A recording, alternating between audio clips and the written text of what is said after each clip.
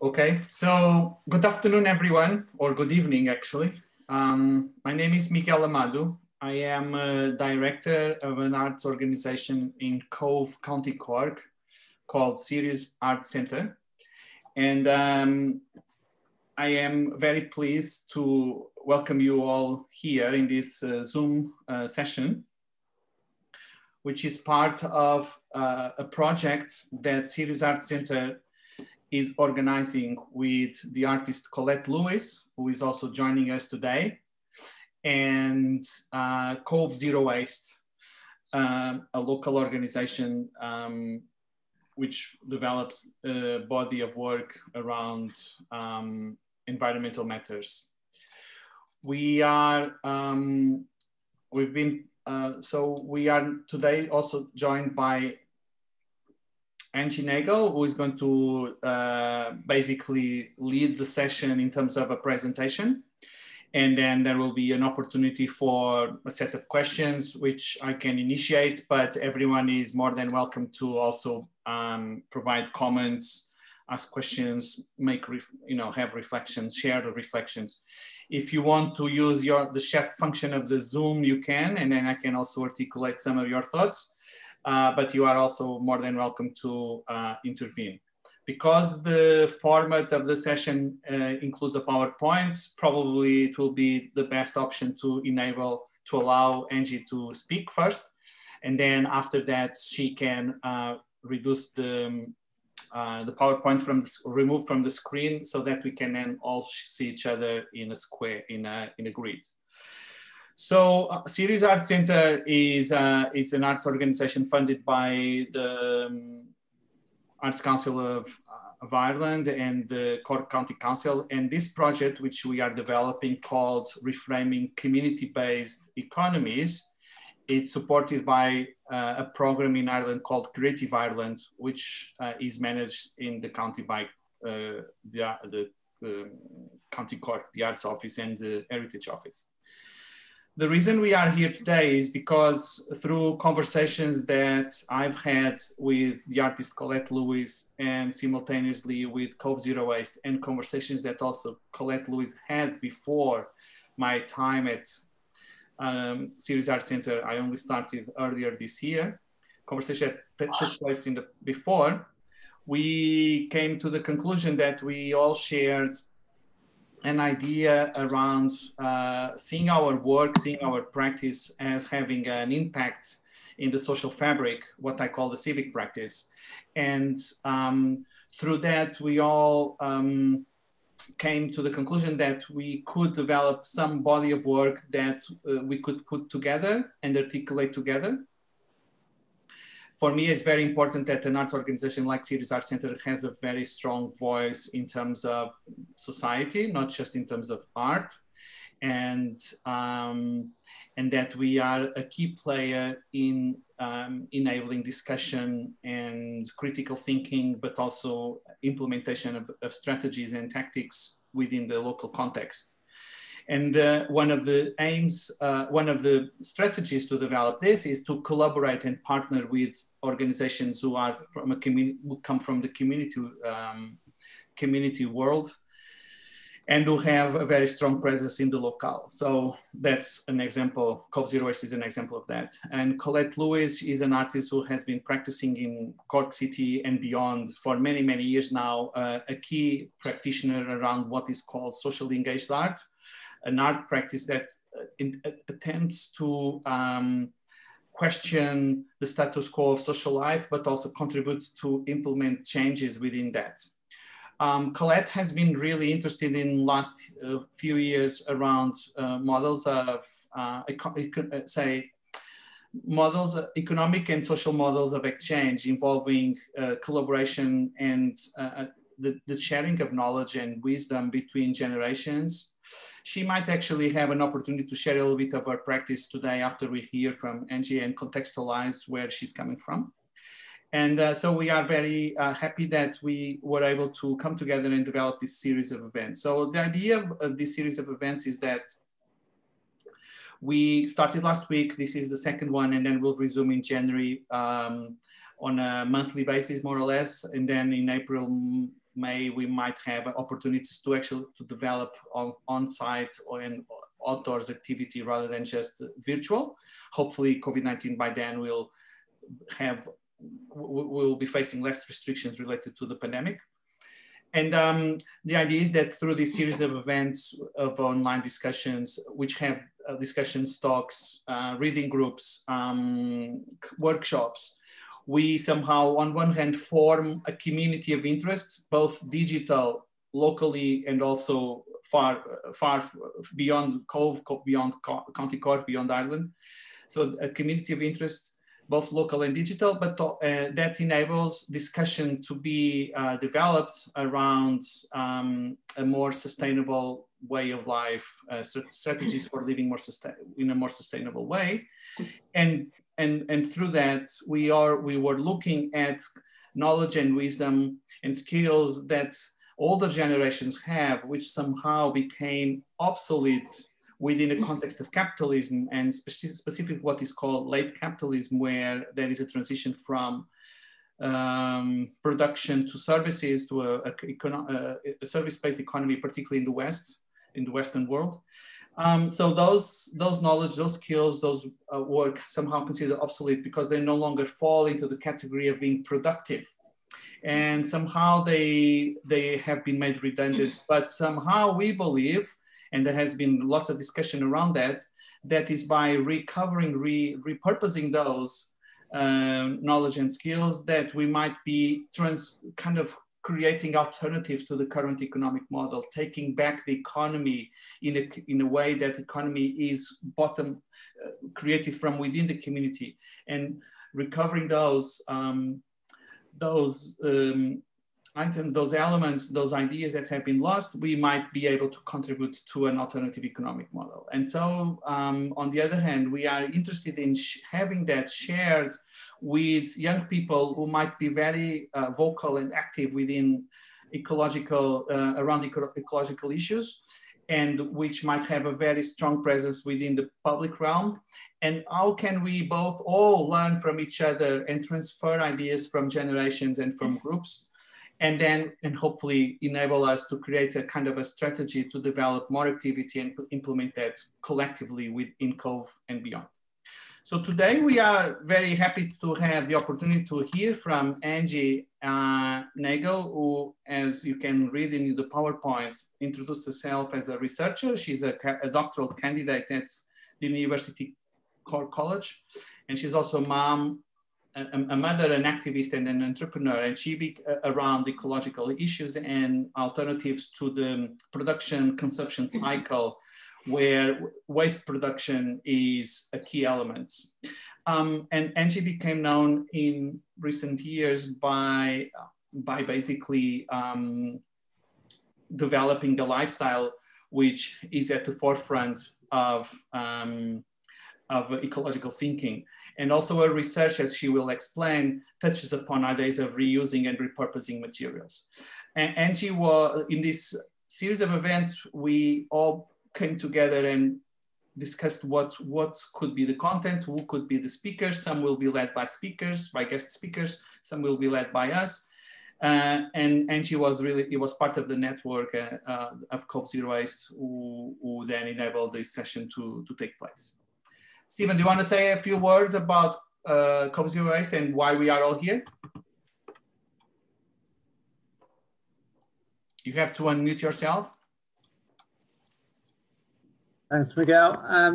Really just support the words that you said earlier, that you know, we've just started this this initiative together, and you know, we're really looking forward to discussing these issues around intergenerational recovery of skills from the past, and linking with the younger generations who, as you say, are campaigning a lot more in this area, in sustainability areas. I'm at UCC, so I hear them a lot.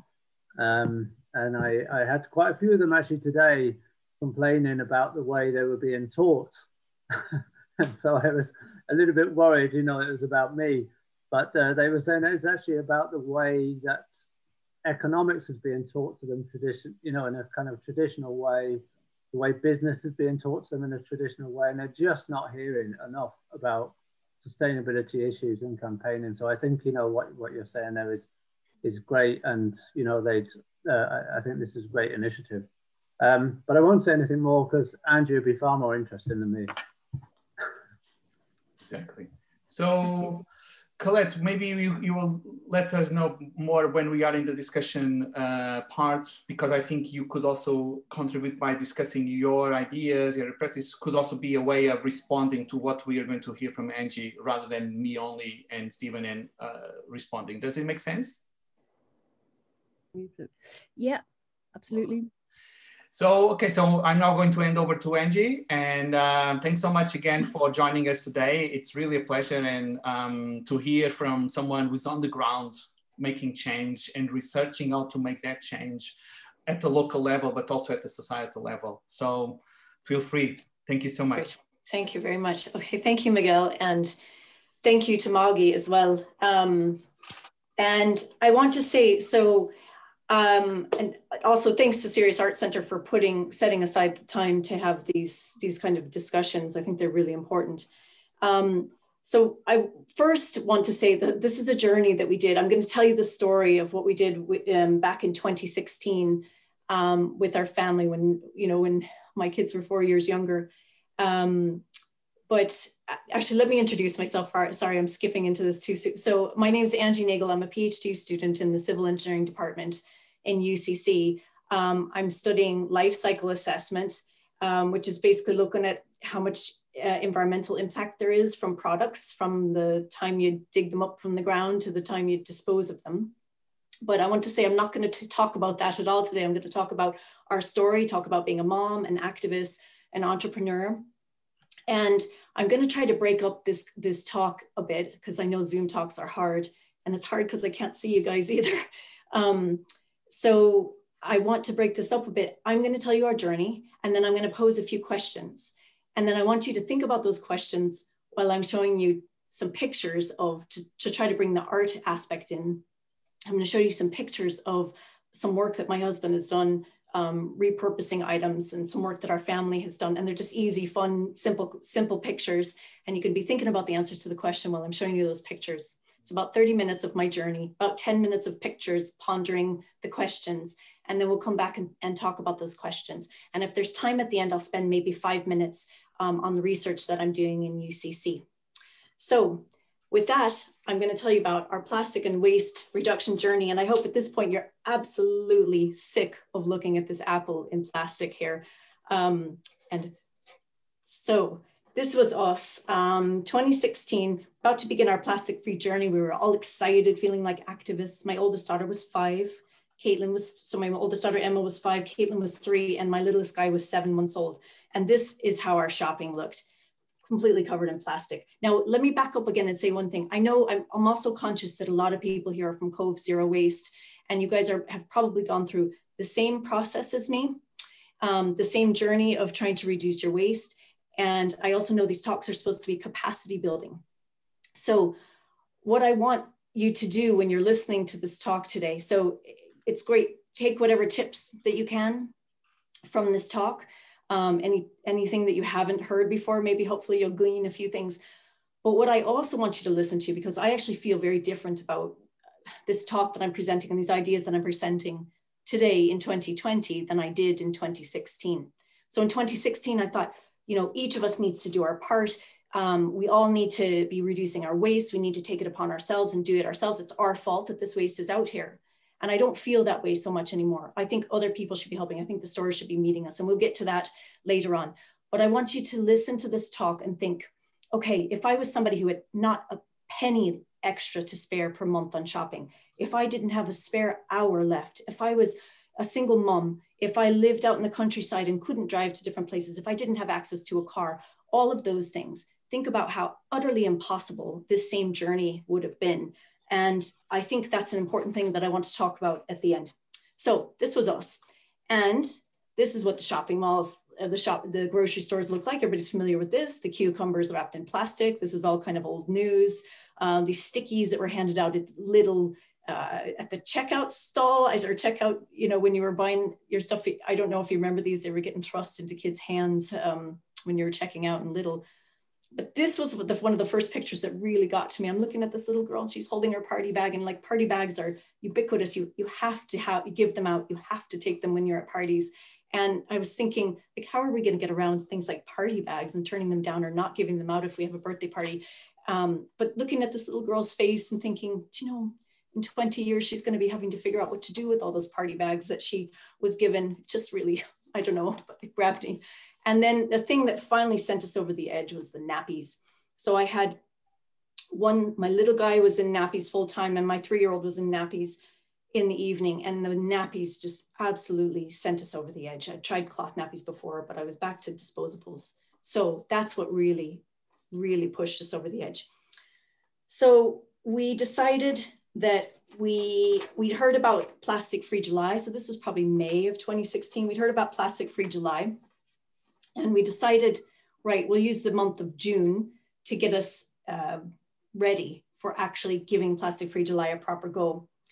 And I want to say something about organized challenges, if you guys have felt the same. Now, I'd say probably most of us here think that we can, you know, do our own thing, do what's right. We're not particularly that worried about whether other people think, but it's still hard though. So I think organized challenges are something where you can kind of blame this mad idea onto somebody else, right? So you can say, oh, it's just this idea that we came up with, or that they're doing in Australia. It's really popular in Australia to go plastic free for July. So we're just going to try the same thing. So it's not our crazy idea that we're doing, it's somebody else's, and we're just tagging along on it. So I think that, like, you know, no matter how confident you are in trying something new, an organized challenge, it makes you feel like you're part of something, and you can blame somebody else for like this crazy idea that you're doing. So we decided to do this, and we took the month of June to try to figure out, to get ourselves up to a little bit less plastic at least. So the first thing we did is we went straight back to cloth nappies. And we did this thing called Elimination Communication, and I'd be happy to talk about it at the break with anybody, but it's this idea of plunking your baby down on the potty before they can walk, so they can't get off the potty themselves, and just getting them used to going in a potty instead of going in, you know, in a nappy. And you do it really, really young.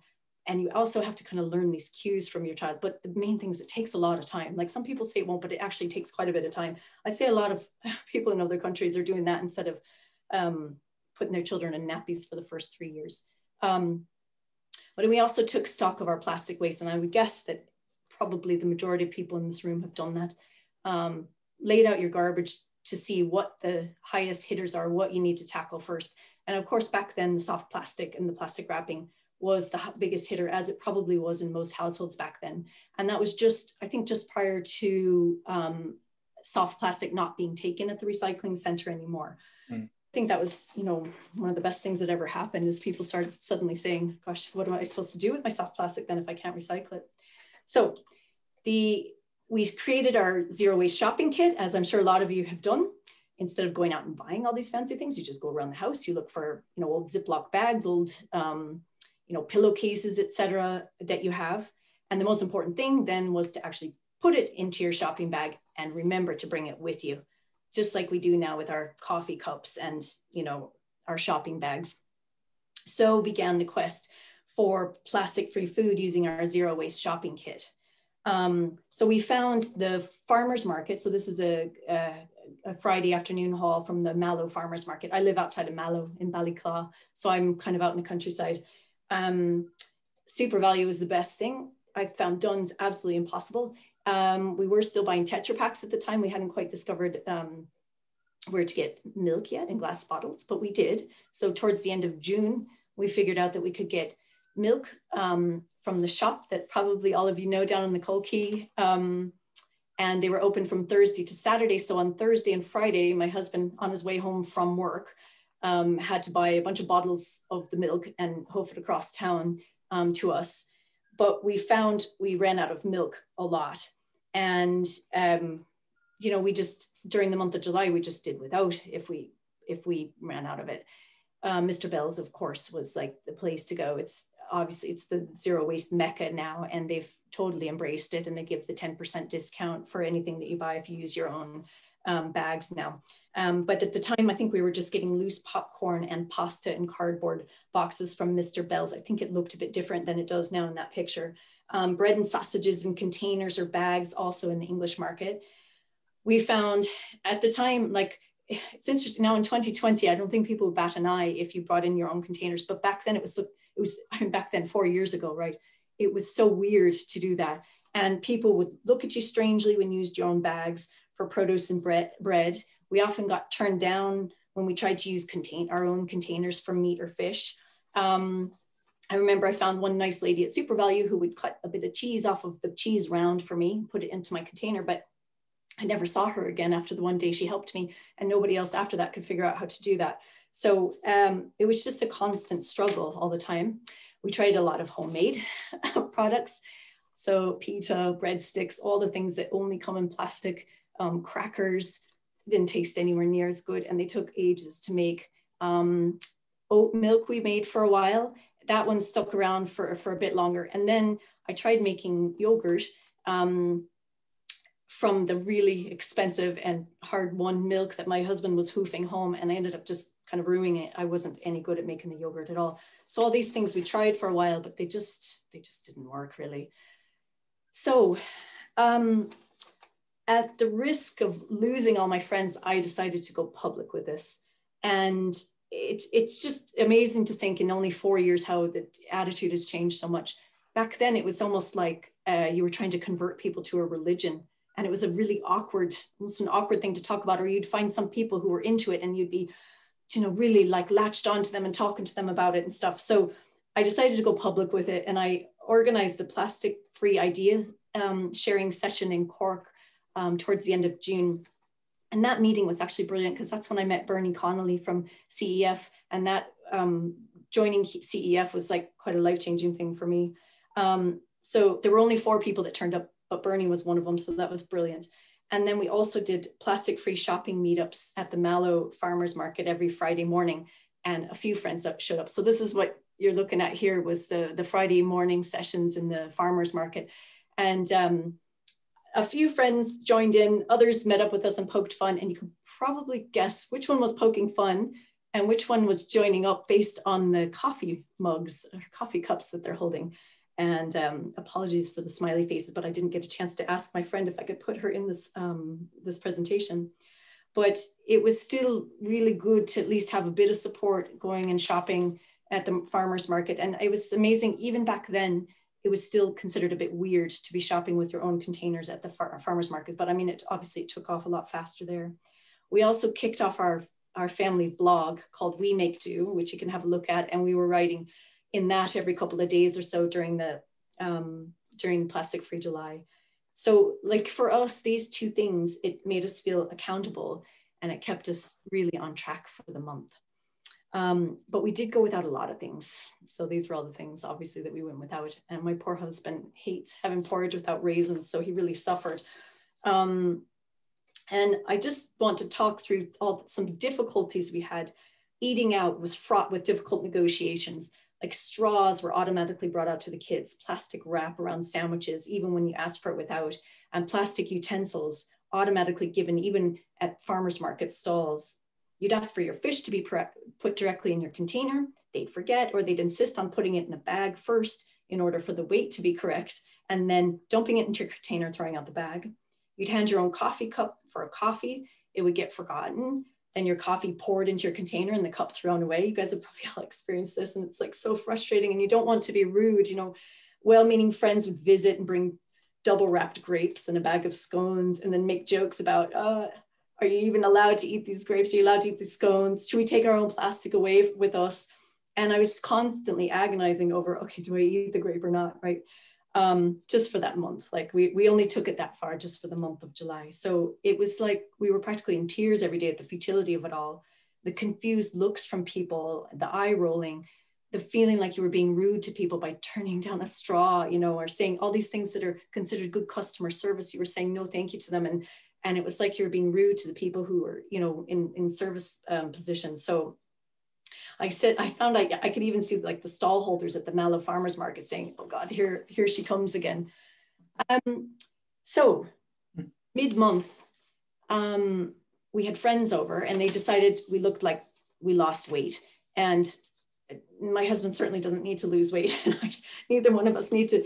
And they said we looked like we lost a lot of weight.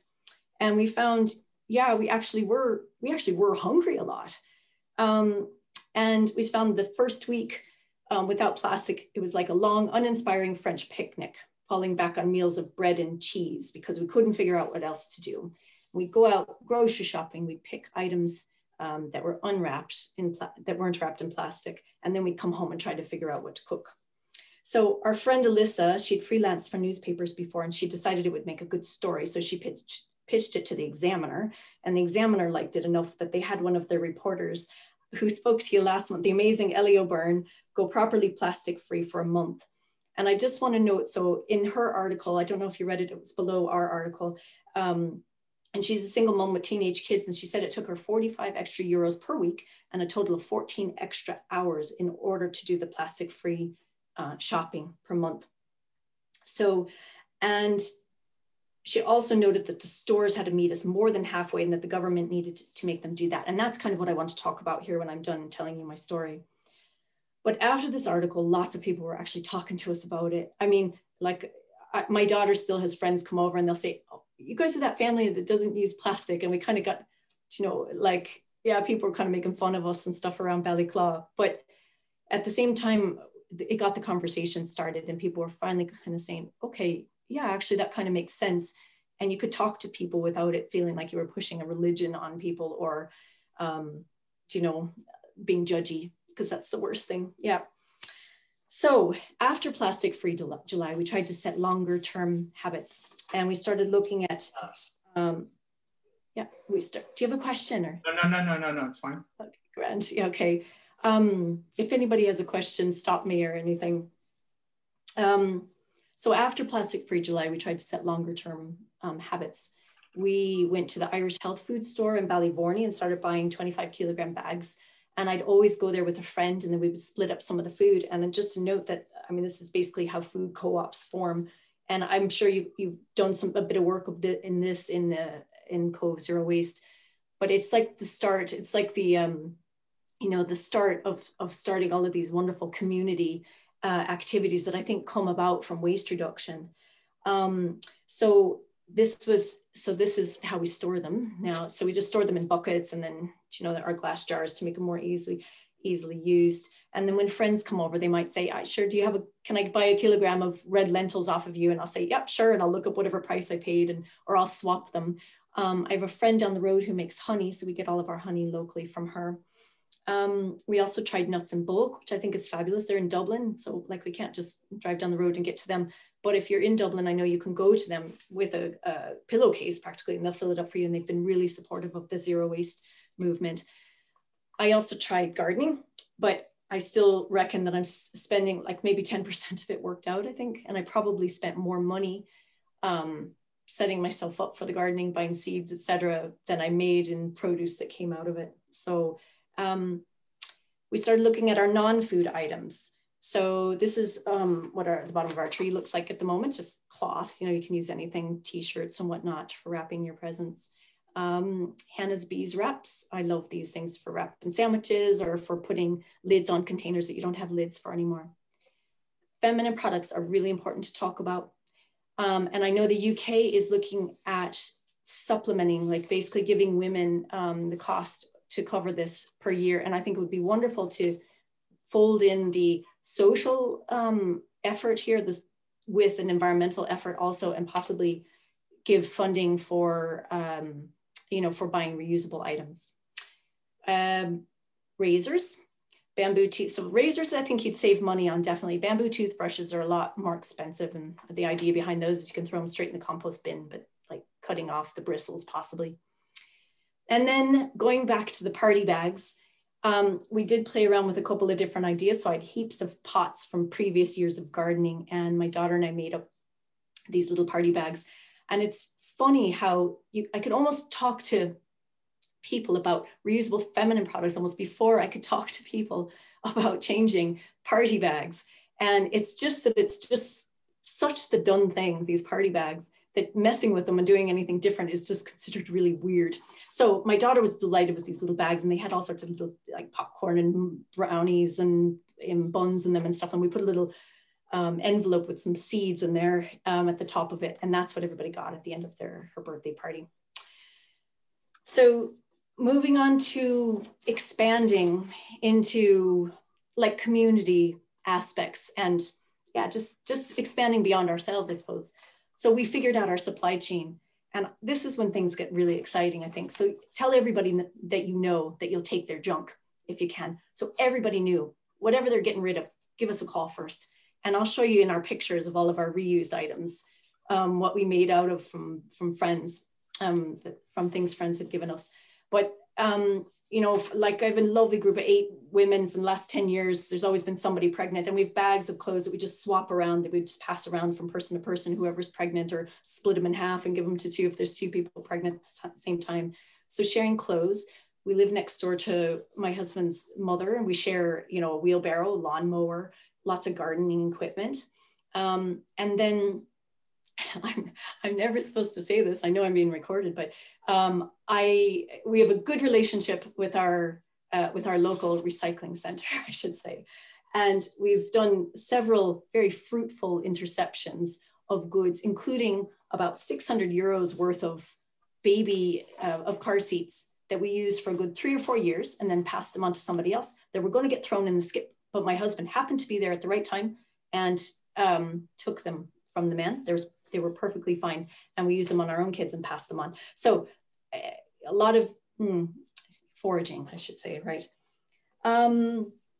So we also let everybody else know when we were getting rid of stuff too. So this was my 1995 Micra, the car I bought when I moved to Ireland in 2003. And it recently got turned into a racing car for a friend of mine's husband who just retired and wanted to get a bit of youth back in his life, I think. So this car has gotten, her last 3 years have been a lot more exciting than her first 20. So we did talk about the fact that I was a mom and that I did a bit of dabbling in entrepreneurship, I suppose. It was brought about by this picture. So this picture is in the recycling center. And I saw it one day, and it was, the guy there told me this is a typical Wednesday haul. You know, this wasn't any more than usual for the week.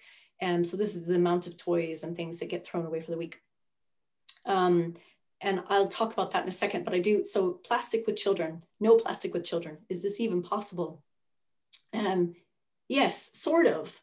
I actually don't think there's, well, for right now, from what I know, I'm not bothered if my children are playing with plastic, but I just don't want them to buy new stuff. So going into a charity shop and getting some plastic toys or getting them hand down to them is perfect.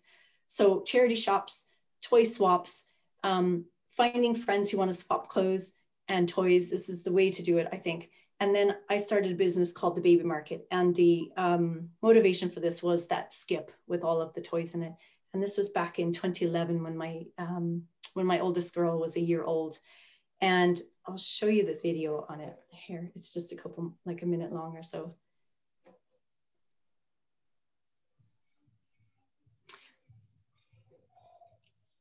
Can you hear the sound?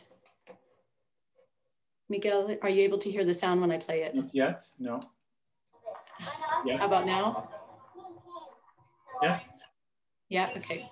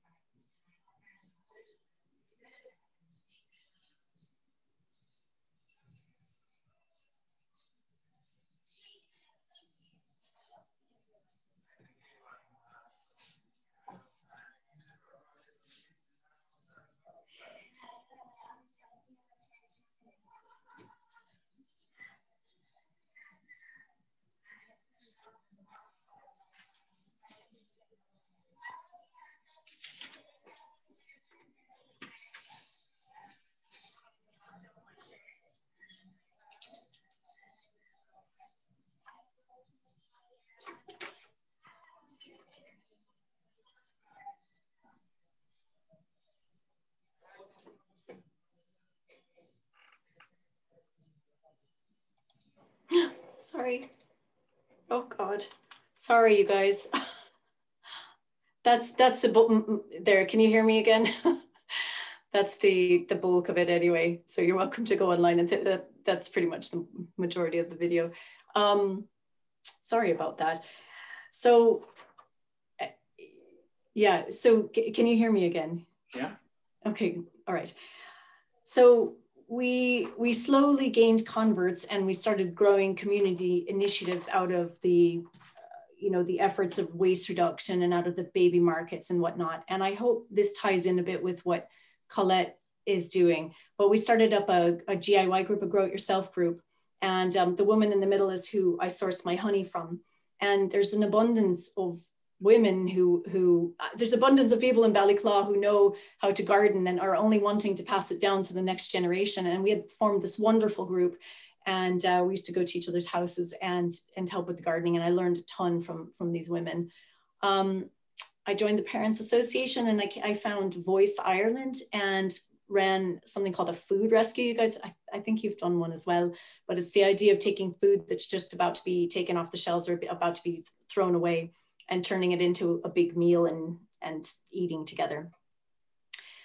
Then I also was given a small Cork City grant to run a zero waste stall at the baby markets. So the idea behind this was, like the baby markets in general, people come to save money on baby goods and to make money as well. But I wanted to kind of slip in subtly some more ideas on waste reduction and zero waste without it being really in people's faces. The woman on the far left is Hannah from Hannah's Beeswax. The woman in the middle is Joanna, who lives in Cobh as well, and she makes cloth pads. And she's been just amazing. She's an amazing woman. And on the right is Mark from he's a recycling ambassador. So he was teaching people how to recycle. So we started kind of slipping in a few extra bits of information to the baby markets. We also did things at the baby market, like we worked with the Meningitis Foundation, and they sent us little information cards to hand out to all the parents. And we would use those information cards as entry tickets instead of giving them an entry ticket. So going back to the article that was written about us, doesn't it cost more? So this is the feedback we got. Yes, it does cost more. It definitely does the first month. But we had feedback from people, lots of encouragement, some doubters and stuff. And one of them said, this is an upper middle class hobby if you have money to burn. And I want to quote Ellie again. It feels depressing, like doing the right thing is a luxury, and ecologically sound living is an aspirational middle class hobby. This was a lot of the feedback that I got. And this is now, I agree with this more than ever now. And we can discuss this in the middle. At the time in 2016, I would have said, yeah, but now you don't ever have to buy any of these things again. And it's a huge savings. We don't have to buy cloth nappies, cling film, plastic bags, any feminine products, any other, plastic bags, we're not even buying any of these things. So there's whole aisles that we don't go down anymore. So yeah, you do make a bit of a savings. Yeah. And then the other comment we got was, wow, they've got way too much time on their hands. Yeah, this was probably true. I had 3 kids. I didn't have any, ailing parents or aging parents that I had to take care of. My kids were healthy. They were sleeping through the night. No colic, no health issues. We had one steady income. My little business was only taking 15 hours a week at the most. I probably had too much time on my hands, you could say. But it depends on priorities. So at the time, I felt like the earth was sick. If you have a sick parent, you have a sick friend, if you're sick, you stop and you change your habits. That's how I felt. I felt this massive urgency. And I thought it was my responsibility. And I ended up, through this, I found that it brought about a change in what we thought we needed. And I mean, that's priceless, I think. And also in how we consumed, it really reset us. I had wonderful conversations with my kids, shopkeepers, other people who were further along in this journey. I had excuses to build community initiatives. It just brought about just such fantastic things. But yeah, it did. It was how, there was no other way I wanted to be spending my time, I suppose, at the time, right? So then the next question is, do I need to become a mad activist to stop the plastic? What can we do about it? So I will say, in 2016, this is what I would say. And I'm going to fly through these because they just annoy me actually to read now. I have to say, go through your rubbish. It's, you know, this is all like, it's the consumer's fault. It's your fault. You need to figure out how to fix it. Choose unbagged fruit and vegetables, fry and reuse opportunity, blah, blah, blah. Carry your own water bottle, coffee cups, bring your own containers, go through your rubbish, consider reusable toiletry, take a plastic pledge, plastic-free pledge. I do still believe return unwanted plastic at stores and talk to everybody you know about your plastic reduction. But now, this is how I feel. Why is it always the consumer's responsibility? Like, why is it so unbelievably difficult to make the right choice? So these are the questions to ponder for discussion at the end, or we can have a quick chat now. But these 4 questions, I want to talk about, why is the consumer always responsible? I want to talk about time, since time was brought up. How should we be using our time to make the most impact? And then cost, since that was brought up a lot to me. How can we make the lower waste option cheaper? And then finally, what initiatives or people or policy has been the most impactful in Ireland? Like, what do we think is actually working in Ireland? So I'm going to stop sharing if I, and just see, are there questions or comments? Or, because my plan was to leave you pondering these questions, and then for me to show you a bunch of just pictures of reuse things that we've done, and you can just sit and look at the pictures and while you're kind of pondering. Will we do that? Yes. Unless anybody wants to talk now. Okay, right. And then I'm going to share my screen again.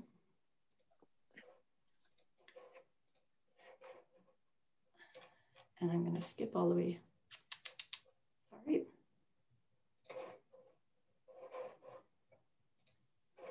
Okay, right. So for the next, I don't know, 5 to 8 minutes or so, I'm just going to show you pictures of items that, it's mainly my husband. He's quite brilliant with these.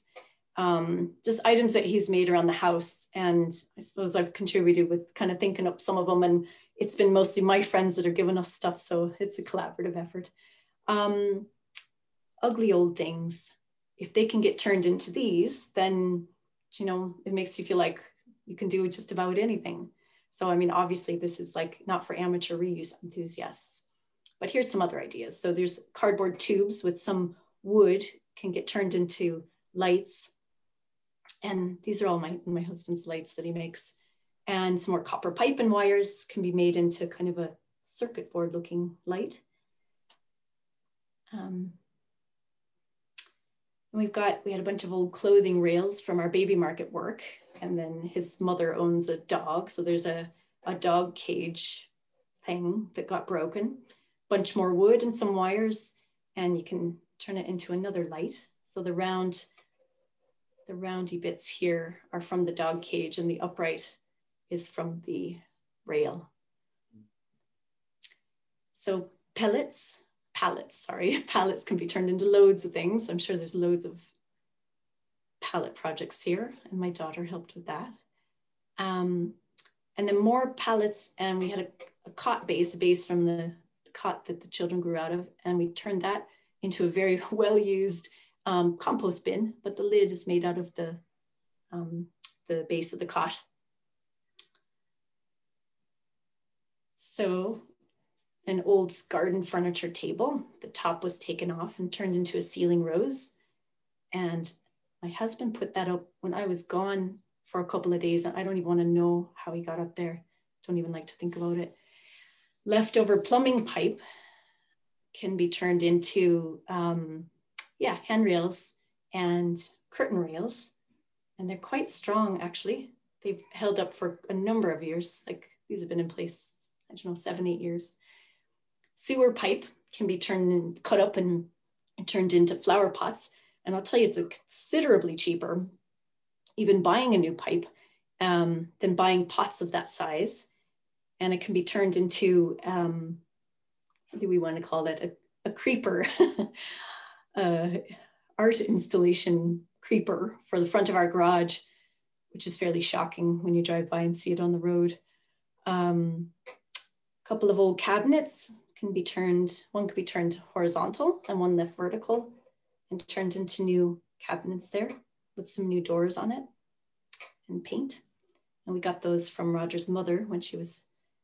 And then a play kitchen can be made out of a bunch of old bits and bobs, old TV station, some stuff from the kitchen. And there, this Christmas present there. I don't know, that's lasted us 7 or 8 years. We're gonna pass it on now. So an old buggy to a new bike. So we took the wheels off of an old buggy, some more bits of wood and some cloth, and turned it into a little balance bike. And this has been well loved. It's gotten a good 5-6 years of use out of it and passed down to the cousins. And just a quick note to say that if you want to get into reuse, absolutely everything is online. You can look up anything. So this was the picture that that Roger used to build that bike. And I mean, there's heaps of stuff we've repaired.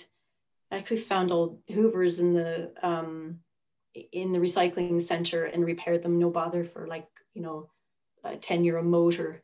So there's just, everything is online now. You guys probably know that. Oh. So we're back to the questions for discussion. So I'm going to stop sharing so I can see everybody, I think, or maybe I'll just pull everybody up.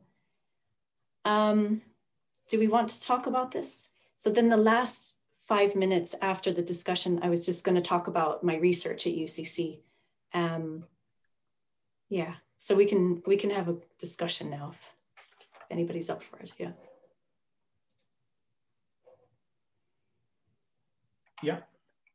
Okay, Angie, thanks so much. It was absolutely fascinating. I don't even know how to say, how to express the fantastic example that you're giving us. I mean, since I moved to Ireland, I also have been on a personal journey in my family that has some similarities with yours, but not so advanced and not so much focus on DIY kind of ideas, but it's absolutely incredible and such a fantastic example. But going back to the questions that you wanted to basically put, that's, I think, the most important one for at least now is, why is the consumer always responsible? Because I think that's the crucial question, and I suspect that you have thought about it. And I've in reading a lot of other, from newspaper articles to more, say, theoretical writing, there has always been this question around, we put this kind of like, yeah, but you can't change the world with one bamboo straw at a time. Like, it's your imperative, your ethical imperative as an individual to make change, but ultimately systemic change won't happen until we tackle a more like basically corporate interests and state interests in managing a lot of things. So I'm curious to hear where this, like, what's your reflections around this, or others, but how do you balance this if you are asked about it? For me, or are you posing it to the group? Everyone actually can pitch in. Yeah. I'm more than happy to hear from anyone, from everyone as well.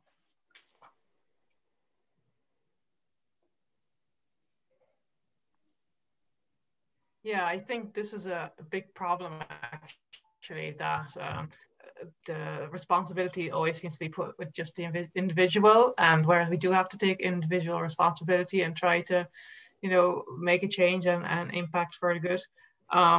There's definitely not enough action taken by the government to, for instance, ban plastic packaging, because what you said, Miguel, as well, the corporate interests and all that, it's all about money in the end. Really. So that's a big problem, I think. So what I'm trying to do myself is as an activist, is trying to change it from the top and from the bottom, both, but it's true, it takes up a lot of time and energy from people, and that shouldn't have to be necessary, really, I think. So it can be frustrating, but I like what you said, Angela, as well, that in a way it also brings us together, you know, and recreates community. And so that's kind of the struggle, the two sides of it, you know. We shouldn't have to be doing this, but because we're doing this, it brings us together and makes us stronger as a community. So. I like a lot, the shopkeepers will say, well, if customers wanted it, you know, customers wanted it on the top. That's not an excuse anymore. In 2016, 2017, I think, yes, that might have been an excuse. That's not, like, the stores know what the right thing to do is. I know there's more aspects of it, and it's easy for me to say that, make these gross statements, but there's more than the right thing is known now, and the right thing to do. And the stores know it, even if the consumers don't exactly go for it all the time.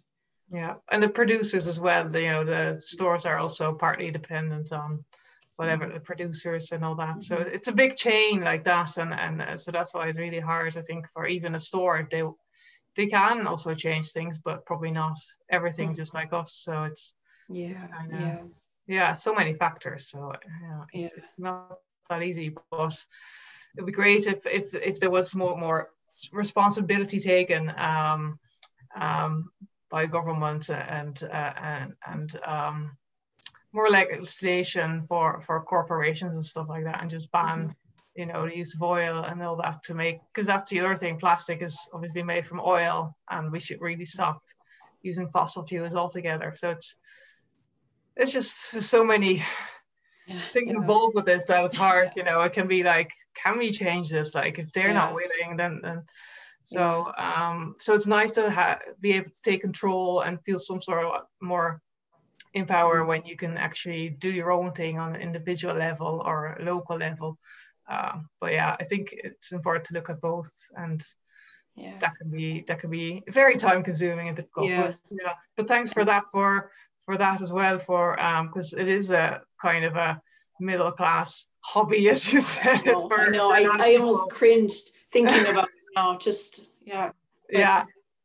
but at the same time, it can save you money as well once you have been able to invest in these other products, you know.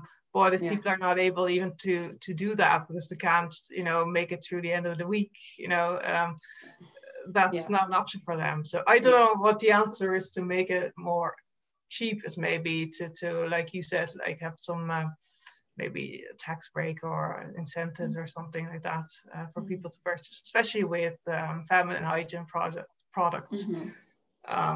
You know, we're paying high tax on tampons and stuff like that as well. So maybe it's an idea to actually encourage, get tax breaks or whatever on reusable products like that. Suzanne, you had a question? Well, question, comment, and compliment. Very inspiring presentation here. I'm delighted. And I do agree with Mike, this idea about an action that is both bottom up and top down probably has most impact. But, you know, speaking of, this is a middle class issue. When I heard that Uganda is plastic bag free since 2008, and that was a government decision, I just thought, wow, if Uganda can do it, why can't we do it? You know, I don't think that this is really about middle class issues. I think at the end of the day, it has a lot to do with philosophy or like values. And I just wanted to share a story. I'm living in Berlin, and the other day, because we are in COVID time, so if you want to buy food on the street, it's always takeaway right now. And so here I go. I live in a very multicultural neighborhood. We have a Thai food stall, Syrian, whatever. And a couple of young people were standing in front of these two stalls next to each other, kind of wondering what to eat. And then one of them said, this is plastic. You know, the Thai ladies are using plastic and they're using paper. I'm going for the paper. And he was kind of telling his friends that he's not eating stuff anymore that is packaged in plastic. And I was just listening and thinking, fantastic. Somehow I do think that has arrived, that we have a choice and that we can take a choice and even communicate that to owners of shops and places to say, listen, if you would do that, I mean, I love your food, but the plastic is what keeps me away from buying it. Yeah. At least here it has a resonance right now. People are really like, yeah, right, okay, I do have options. Yes, just to share. Mm-hmm. That's changed so much, like so quickly, I think. Yeah, I think it has. Yeah, the time aspect of it is what I'm grappling with. And that's, you know, if we have time for me to show you my research for 5 minutes, that's what I'm choosing. That's the effort that I'm putting in right now, is completely different than what I used to, suppose. So Gordon, you raised your hand in the chat. Would you have a question? Hi, yes. Well, actually, we're being asked for answers. Can you hear me okay? Yes. We can, yeah. but we're not seeing. Okay. So, yeah, that's sorry, it's my connection. It would crash if I put the camera on. So, yes, about the 4 questions. Actually, just thinking of a concrete example about why food items are packaged. So there's just two things I want to say. One is about why food items are packaged the way they are. And the supermarkets are saying that if they didn't package stuff in plastic like that, there would be a great increase in food waste. And that's actually perfectly correct. That I saw an estimate that about half of the food would actually be wasted if it was all loose. So perhaps our problem is not so much getting the supermarkets to not package things in plastic, but in encouraging local producers, local supply chains, local markets, and where the stuff doesn't have to be in plastic. So we sell at our community market the stuff that we grow and produce. At least we have been, although in COVID times we haven't. And it's all been plastic free for ages, for years, and that's because it just doesn't have to be packaged, because we bring it carefully to the market and people buy it and carry it carefully home. So I think we have to think of of encouraging these local supplies. And one thing I wonder about is, why don't people buy more from us? We're selling from our own home as an honesty shelf at the moment during COVID times, and also an open food network. And really, there's very few customers, but people are still going to supermarkets. So why are people not buying more from local sources, from supermarkets, when actually it doesn't cost much more? The other thing is, going back 20 years to when my daughter was a baby, and we lived in Romania. All our food was organic, locally sourced, but plastic free. We used cloth nappies, which were not from any organized thing, we just washed them. And we were living with very, very little waste. And it was affordable. That was the only thing that was affordable. If we wanted to buy plastic packaged stuff from supermarket, firstly, when like 20 years ago, there only was one supermarket which had just opened, and one shopping basket full of stuff cost a quarter of my monthly salary. It was just far too expensive because it was imported. So there's something distorted about the economy here, that the packaged stuff is so much cheaper. And it doesn't have to be that way, because it wasn't that way for us 20 years ago. So I think if we were to look at what had happened, actually now, since Romania joined the European Union, there's a lot more buying from supermarkets, a lot more imported food, a lot less fresh seasonal stuff. And people just seem to want to do that. And I think if we looked at the very recent history there, we might understand a lot better how to fix things here, just to see how did things go wrong so quickly. And if we could isolate each of these things that happened to cause that, we might understand what we can do about it here. So that's just two thoughts from me. That's brilliant. Yeah, no, that's, yeah. I think my presentation, what I wanted to say now is, how ridiculous it is to have to make all this massive effort. And it's like almost shaming to talk to people who are older, almost to say, but we did all that and life was easier and it was affordable. So I suppose it's the contrast of those two, you know, looking at like the massive efforts that have to be made in order to kind of go back to the way it was when it was affordable and a lot more sustainable, I suppose. I suppose so. Can I just come back in?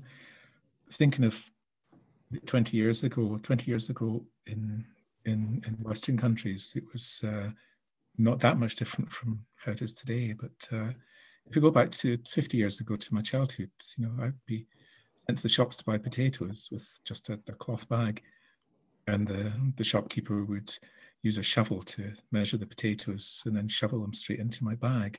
So it was like that, but further back, like 50 years ago, it was like that here as well. Thanks. Yeah. Mm-hmm. You're muted, Miguel. But that's actually, I think that's, so I would like also to hear from you a little bit, Angie, on this. That, of course, what Gordon was saying has to do with the patterns of consumption, right? Yeah, you know, the argument is that the cucumber needs to be wrapped because either it has more shelf life or either it has been shipped from somewhere and needs to survive the shipping, you know, and that's like one of the dilemmas you have is you buy organic bananas, but they come wrapped from somewhere. What do you do about that? Wrapped in soft plastic. So my question is a bit, my question to you, Angie, is like, whether or not through your journey, you also felt a sort of ethical drive towards changing your patterns of consumption in a way that is kind of like almost like resisting to some products even that somehow are examples of the type of consumption that you are trying to avoid. I'll give an example, it's very easy. Say you go to a coffee shop and you ask for Diet Coke, and the Diet Coke might be poured straight into a glass. And then you're not using neither a bottle of plastic, not a plastic bottle or whatever, right? Mm-hmm. But does it make sense to eat Coke or Diet Coke or Zero Coke when we all know that Coke is probably contributing to the patterns of consumption that you are trying to challenge by shifting to a plastic-free life? You see what I'm trying to ask? So I'm not saying there is a right or wrong answer, mm-hmm. but I'm curious about whether this is something that you've been thinking also, like more, almost like at an ideological level. I'll respond to that, but I think I'm not sure I'm going to give you as deep of an answer, but the organic versus non-organic is the first one, you know, and the local versus organic, that issue always. I mean, we get a vegetable delivery from Richard Hooton up in Doneraile, and every week my husband and I argue over the fact that he thinks it's at least 30, if not 50% more expensive than, you know, going down to, compared to Lidl maybe, and buying the, you know, non-organic or even organic produce in Lidl.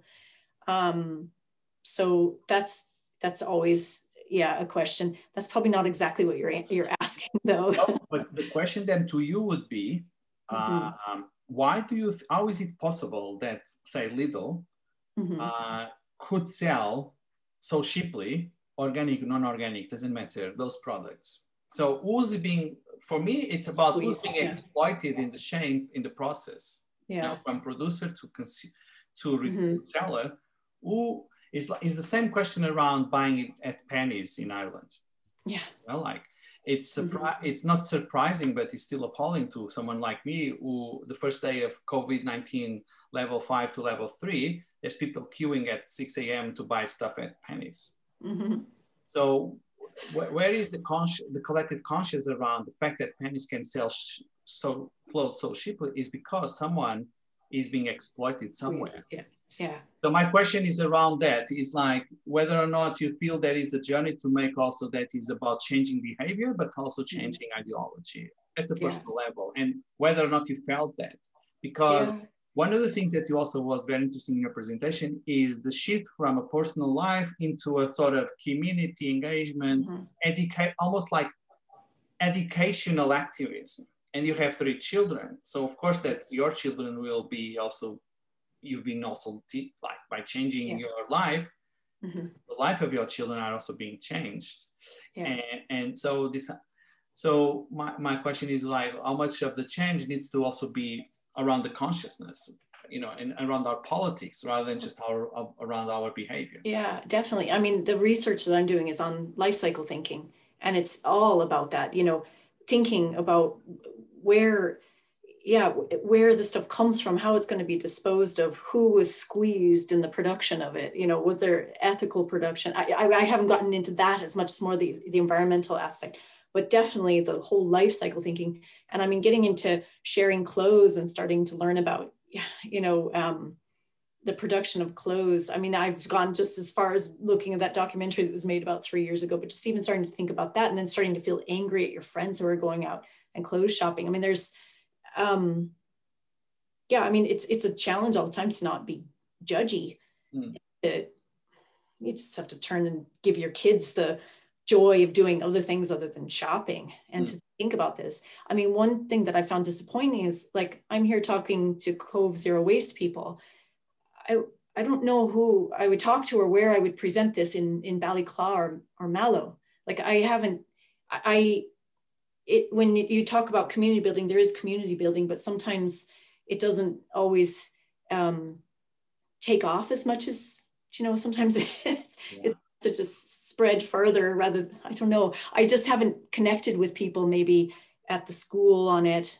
I mean, I've never been to the school and given a talk or anything like that. There's never been any interest. So I'm diverting a bit here. So, yeah, so going back to your question, oh yeah, there's just consumption in general, and just you just start feeling, when you feel the satisfaction of reusing something and repairing something, you can't compare it to shopping at all. And it's, once people get a taste of that, I think they want to do it, but it just comes back to time. I mean, the question of time to me is the biggest one.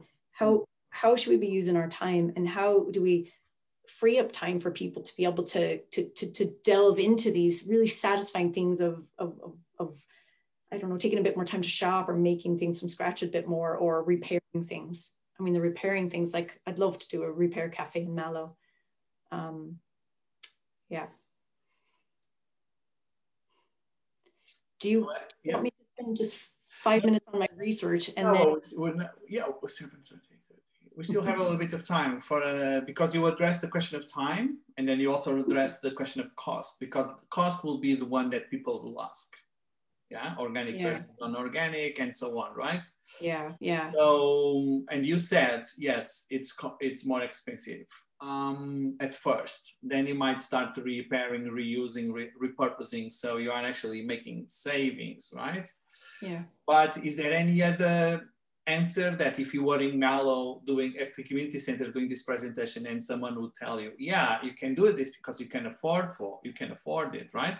What would be, what is your immediate answer in that sense? Because you said also something very interesting, which was, Earth is sick. So if I have a family member who's sick, I might need to change my lifestyle in order to accommodate that. So it's a kind of like, you were caring for others, human beings or non-human beings, but looking at the planet as as an entity also needs to be taken care of, is a very beautiful, poetic, generous concept. And so you could always say it's an ethical choice. I prefer to spend more money in buying things that I know are less damage to the environment, and more potentially more beneficial even to my own health, long-term speaking. But is there any other argument? Because that's a kind of an ethical argument. Is there any other arguments, either financial or other, that you could put forward? I think when you start showing people the connections, the community connections, that's something that people want, you know, maybe even more than to save the earth. Maybe they're not thinking that broadly. So the connections people want, especially right now. I mean, so in any of these initiatives, if they bring people together, I love the idea. Last week you were talking a bit about doing the repair cafes online. I mean, even something like that sounds interesting, but just bringing people together for a cause like fixing things or gardening. The GIY group has been brilliant.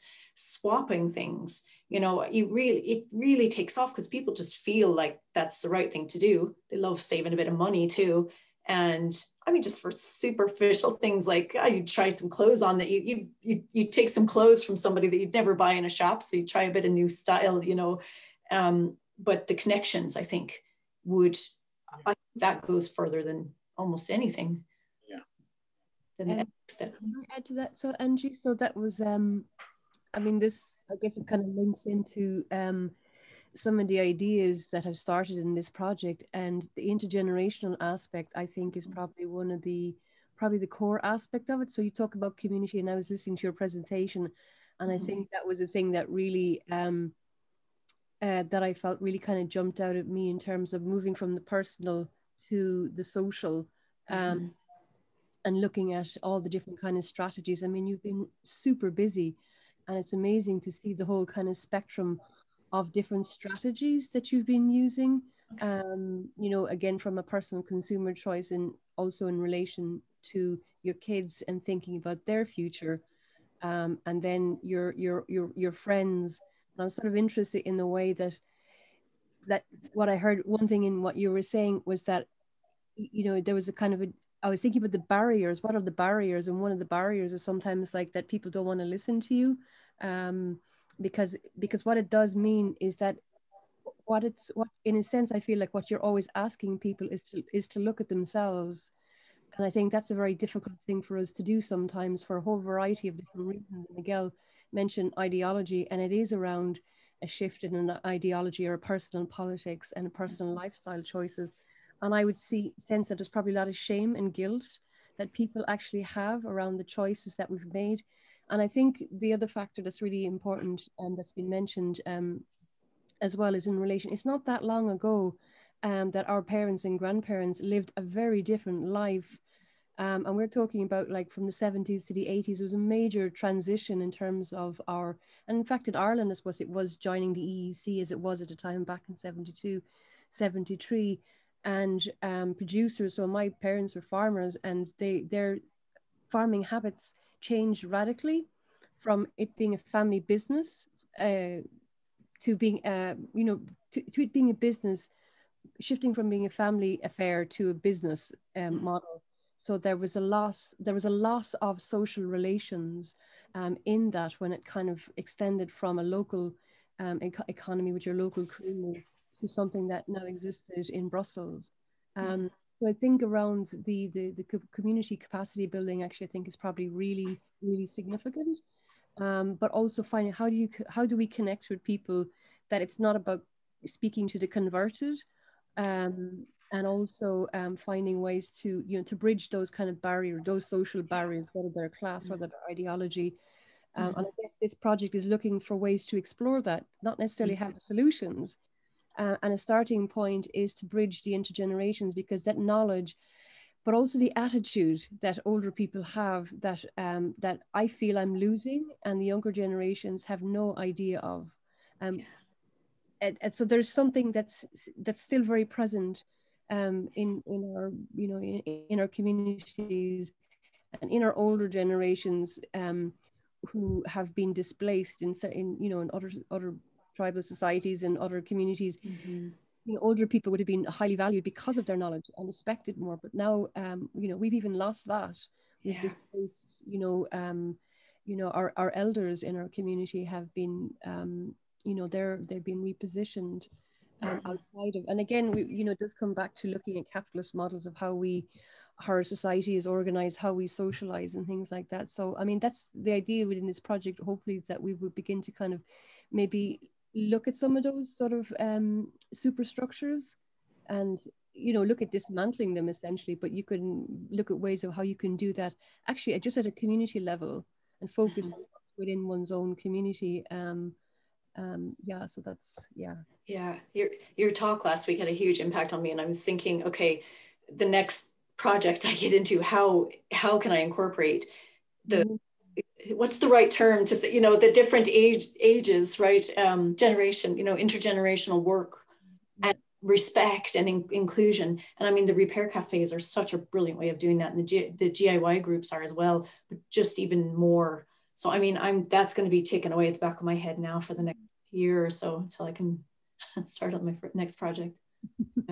It's brilliant, yeah. So do you want to share a little bit now about about your research and how you are basically using some, I guess, similar approaches, but in at a whole different level? Yeah. I wanted to show you specifically because you guys are actually closer physically to this project. Oops, here we are. Than I am. So my project is called Rewind, and so I'm in my 3rd year of my PhD. Steve, can you believe it's been that long since I was sitting there in your office asking if you'd hire me on? It's called Rewind, and we look for sustainable repurposing of discarded wind turbine blades. And my purpose on the project is to look at life cycle assessment. But one of the ideas we're looking at are anything from kind of filleting them and turning them into roofing to the absolutely crazy idea of using them for high voltage transmission towers, which would take about 10 years to qualify, to the very doable one of a pedestrian bridge. And just focusing on the pedestrian bridge aspect, there's a fantastic opportunity in Ireland right now to build bridges for cycleways that are circular. So the Irish Programme for Government was pledging 1 million per day for cycle and walking infrastructure. And you combine that with Ireland is second last on SDG 12, which is sustainable consumption and production, because of our, I suppose, lack of circular material use. And if you look at this map here, all of the non-green lines are planned cycleways. So all of the green lines are ones that are built already. So there's a heap of cycleways that are planned in Ireland right now. Probably a lot of you are aware of that. So that brings us to our project. And what we're doing is working with the Cork County Council to build a 5-meter bridge in the Roxborough area. If any of you know this, it's 2 kilometers away from the Middleton train station, and it's on the Middleton to Youghal Greenway. So it's the 2-kilometer section that they're building this coming year to test it out, before they build the full 23 kilometers of it. And we're using 2 13-meter blades that are in transport right now from Northern Ireland, but it's, we actually couldn't source any smaller ones down here, but let me start over again here and say one important thing. Wind turbine blades are, love them or hate them. I don't have to make a decision on that, which is great. I'm just dealing with the waste of them. So wind turbines, the lifespan is 20 to 25 years, and the rest of the wind turbine is recyclable. Except for the blades. The blades are made of glass fiber reinforced polymer, which is like the same material as a boat hull. So they don't break down at all. They're bulky, and you can't make any money right now off of recycling them. So that's why we're looking at repurposing them fully intact, is to use a lot of their, their structural properties still fully intact. So that's the point of this project, really, is to not recycle them, but to use them nearly fully intact. It's also higher up on the EU waste hierarchy. So we're working with CIT, UCC, Queen's University in Belfast, and Georgia Tech to build this bridge. And this is how it would be used with the blades along the edge. And this is a picture of the actual location. So it's very replicable. And Cork County Council are so into this right now. They're really, really enthusiastic about this. They're even thinking we should build a little mini playground close to the bridge and make it this whole sort of blade reuse kind of area. And if it goes well, they would consider using them on other bridges in the county and on the Greenway as well. So the environmental impacts of this probably aren't huge, but what it does is that it's better. So repurposing of these blades as pedestrian bridges is better than landfilling or turning them into cement, which is what's done now. But the positive impacts of this project are more likely in the awareness raising of developing projects that can inspire and showcase the potential of a circular economy. So from Ellen MacArthur, setting up exemplar projects in strategic places in the city can be an inspiring way to demonstrate what is practically possible. And this is actually the way I want to use my time in working on ideas and projects that can like really inspire people to think of what they can do and what they can reuse. And, you know, you go to the Netherlands and it's just it seems to be part of the culture to reuse things. In Ireland, not so much. So just really starting to kick off the imagination for people of what they can reuse by doing these big like structural projects. So that's my research, and I won't full, I just want to, there, thank you. And I will stop sharing so we can have a discussion again. Yeah, so that's. So it's actually, sorry. No, it's very important, I think, with what you said now at the end, like, it's like, yeah, people will think, well, first of all, I didn't even knew like wind turbines only last for 25 years. I mean, their lifespan is quite dramatic, because you look at them from afar and you feel that they are there forever, right? And it's also an interesting question because they are used to produce energy from winds, basically. I don't know the word in English. In Portuguese would be aeolic energy. And so they are already contributing to a more kind of for a like as a low carbon, low emission kind of energy, but then they are also parts of that are not even recyclable or but I mean, yeah, it's interesting because it can be seen, even if it's just like that small bridge that is built 5 meters long. Yeah, the importance of awareness raising, like raising awareness to the potential of repurposing is quite fundamental. Yeah. And it's so that's where we need to then to advance our work, is to actually signpost these kind of things happening around us, which you are not even familiar with. You know, you walk in Cork City and you have things saying historic buildings, what they are. You know, imagine something that would tell like, this is where the future is being made because this producer is using this, or this person is doing that, or this site has been eco-built or whatever. So that's quite important. I think that's really a fundamental message and to leave. And it goes back to the question around, is it all about the individual consumer, the individual person? You know, like, although one individual action might not change things, but a set of examples. And you have been an example to many others, those who read the articles about you, those that are coming through you, through your family or friends. But also, I think important, like, I moved to Cork only 2 years ago, and I was going to the English markets to buy breads. And one day I took my cloth shopping bag, and a few weeks later there were shopping bags being sold in the same shop. And then someone told me, it's because we saw you bringing your own. And that was really fantastic. I mean, from a personal perspective, like, you are making impact even by your own choice. So I think it's really important to stick to the idea that, yes, we are not going to make the entire change, and it has to be more systemic at a political level. Tax incentives and many other ways the governments could actually, you know, you also said that in one of your slides, there was a quote like, Ireland is one of the lowest countries in the EU who actually repurpose. That's what about that, right?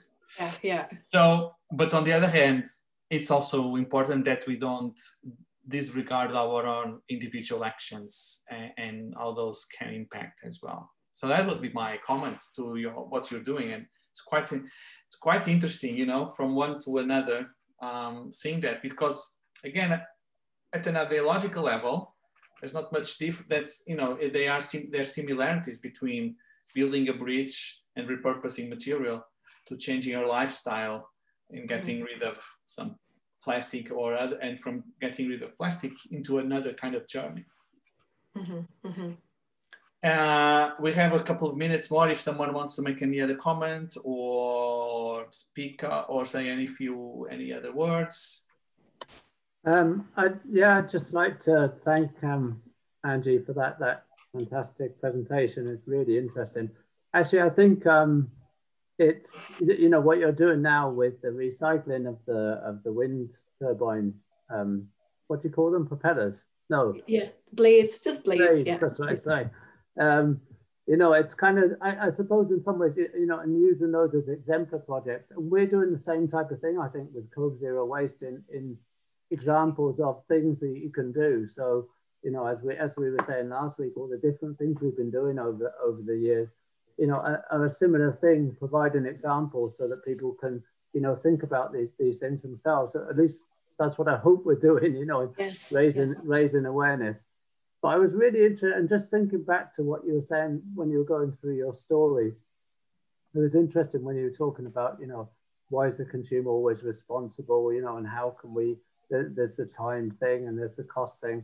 And I was just thinking of some of the things that we've been doing in Cobh Zero Waste. Like, do you remember the eco bricks, where you would take the single-use plastic and put it into a plastic bottle and then use that as a building material, as you know, and that very early on, I think, you know, we thought, oh well, that could be a way that you could use single-use plastic, but of course that's not the point. You know, you're still buying that stuff and it's still generating and the plastic is still being produced.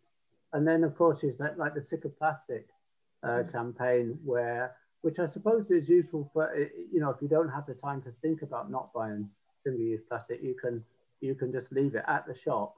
But again, it doesn't get them off the hook, and it's not the way to go. You know, we need proper changes. So I do think, you know, that it is something to do with you know, what we can do as individuals, but a big part, and I think the one that we haven't done enough of, is the lobbying for policy changes.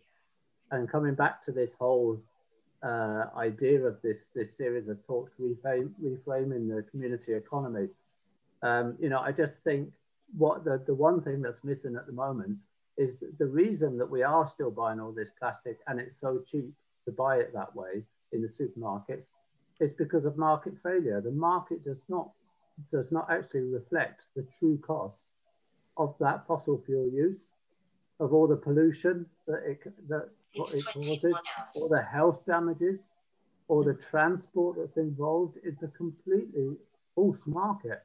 Yeah. And governments are supposed to be there to put that right. Yeah. And so far we've failed to get them to do that, you know. Yeah. And it's not just about taxing, because taxing sometimes doesn't, you know, people still pay for the thing, you know, because they think they need it. Sometimes it's about regulation and banning. And I'm really glad to see that the EU Green Deal and that some of the policy initiatives that will kick in the coming years will actually start to ban the use of single-use plastic. So I think it's coming. You know, I think the policy is on its way. It's just that it should be speeded up and we need to do more of it. Yeah. And hopefully we'll get our own national governments to implement them better than they have done in the past as well.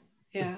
And I think waste management policy as well, I think that can also help, because, you know, if you can't do anything, if you can't put those wind turbine blades into a landfill, you've got to think of something to do with them, you know, and it does create then sort of, you know, you've got to come up with a use. Exactly. And that's what's happened in Germany. And that's why they're turning them into cement in Germany. But yeah, exactly. Yeah. It is more talk about externalities, you know, at least that word is in people's language now, that, you know, there's more to the cost of something than what you're seeing. Yeah. Yeah. Okay. So it's 9 p.m. So it's kind of, we need to wrap up unless anyone has some urgent question. Okay. I want to thank well, first I want to thank Angie for the absolutely fascinating presentation and generosity in sharing not only the virtues, but also the issues and the reactions. I'm sure there will be other opportunities for you to present to an audience that is maybe less receptive or less converted to some of the things that you've been doing. And we'll be here to hopefully make that happen within the next months. I want to thank everyone for the time that you shared with us, particularly Suzanne, who's joining us from Berlin, because I know, and I know that Suzanne, you have connections to Northern Ireland, so it's not surprising to see you in this forum, but it's still an interesting. If anything, the fact that we are now using digital, and most of the digital work that arts organizations are doing maybe was propelled by the restrictions that we had to face with COVID-19, but at least there is also this idea that now communities can be long distance and very situated, which I think is quite an interesting recalibration of ways of working. But everyone else who joined us today from Cobh and from other parts in the county, thank you so much for being with us. We will be in touch with all of you in January, sharing the next session information, maybe with a reminder and then with Zoom. Those that already registered for these sessions do not need to register again. So you are basically part of the mailing list, and we will assume that you'll be interested in continuing with us. We might turn the communication a bit more impersonal using Eventbrite digital tools rather than direct emails to share. But if you have any comments, or you can always get back to us by email or any other way. And this is just a seed and a pilot. We will benefit a lot from your input and comments to also basically shape some of the sessions that we already have planned and potentially others. So for those of us that are Mediterranean like myself, I was still going to have dinner. For those of us, for those of you who are going to watch TV or read or sleep, have a nice evening. And thank you so much, and see you soon. Thank you. Thank you very much. Bye. Thank you. Thank you. Thanks. Bye. Bye-bye. Bye.